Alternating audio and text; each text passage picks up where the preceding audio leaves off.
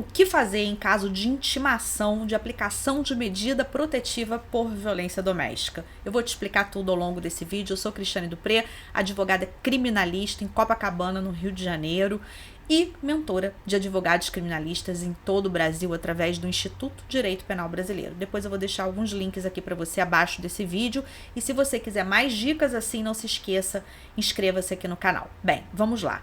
No caso de intimação, eu vou começar dizendo para você o que você não deve fazer, e depois eu vou para as demais partes. Bom, o que um homem intimado de aplicação de uma medida protetiva não deve fazer? Tirar satisfações diretamente com aquela pessoa que está protegida pela medida. E nem mesmo com o familiar. Portanto, ligar, procurar a pessoa, porque entenda que a partir do momento em que é aplicada a medida protetiva, o descumprimento da medida protetiva, de acordo com previsão contida, inclusive no Código de Processo Penal, pode gerar a prisão preventiva, que é uma cautelar processual penal, uma cautelar prisional. Ah, mas isso significa que eu vou ser condenado, que eu estou sendo condenado pelo crime? Não.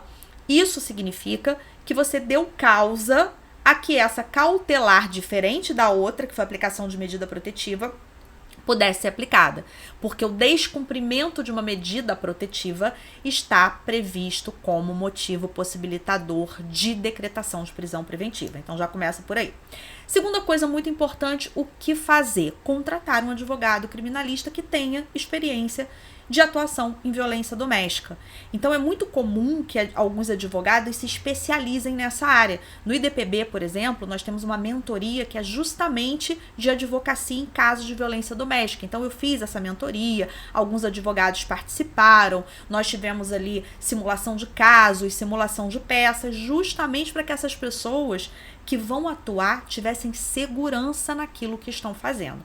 Porque algumas possibilidades existem, como por exemplo, a tentativa de se revogar essa medida protetiva que foi aplicada, a possibilidade eventualmente, diante de uma situação de decretação de uma prisão preventiva, de revogação dessa prisão preventiva, de impetração de habeas corpus e várias outras possibilidades. Inclusive lá dentro da mentoria nós temos um modelo justamente de revogação, tanto na mentoria quanto no curso de prática na advocacia criminal do IDPB, cujo link está aqui abaixo desse vídeo.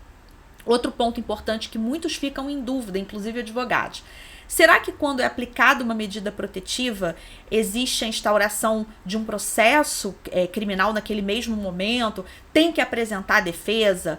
Vamos entender o que o STJ decidiu em 2022. O STJ entendeu que a medida protetiva ela tem natureza cautelar, inclusive algumas tem a natureza de cautelar processual penal e por isso é cabível a decretação de uma prisão preventiva se ela for descumprida. Portanto, isso gera uma consequência, que é, essas medidas elas são aplicadas inaudita altera pares. O que significa essa expressão jurídica? Que elas são aplicadas independente da oitiva, da manifestação da parte contrária. Portanto, quando aplicada uma medida protetiva, logicamente o homem vai ser intimado para o cumprimento daquela decisão, mas não vai existir a instauração de um processo para isso, citação e etc. É importante entender isso também. Mas a partir do momento que existe, por exemplo, uma situação em que a vítima se dirigiu até a delegacia, narrou a prática de uma violência doméstica, de uma situação que caracteriza crime, aí uma outra coisa vai acontecer, que é o quê? A instauração de um processo criminal pela prática desse crime. E aí, logicamente, essa pessoa, ela vai receber, além daquela intimação para o cumprimento daquela medida protetiva que foi imposta, né, vai ter que respeitar essa medida protetiva, e sim vai existir um processo criminal. Vai existir uma denúncia, essa denúncia vai ser recebida pelo juiz, o juiz ele vai citar o réu, agora sim para o réu oferecer uma resposta, que é a resposta à acusação, será marcada uma audiência de instrução criminal, crise, se por um acaso for uma infração penal com uma pena bem pequenininha, é de menor potencial ofensivo, aplica a Lei 9.099? Não. Por quê? Porque o Supremo Tribunal Federal, há alguns anos já, decidiu que o artigo 41 da Lei Maria da Penha é constitucional. O que significa isso? Que se ocorre violência doméstica, se aplica a Lei Maria da Penha, nós não aplicamos a Lei 9.099. O procedimento não vai ser o procedimento sumaríssimo, tudo aquilo que a gente conhece sobre Lei 9.099 não vai ser aplicado se houver violência doméstica.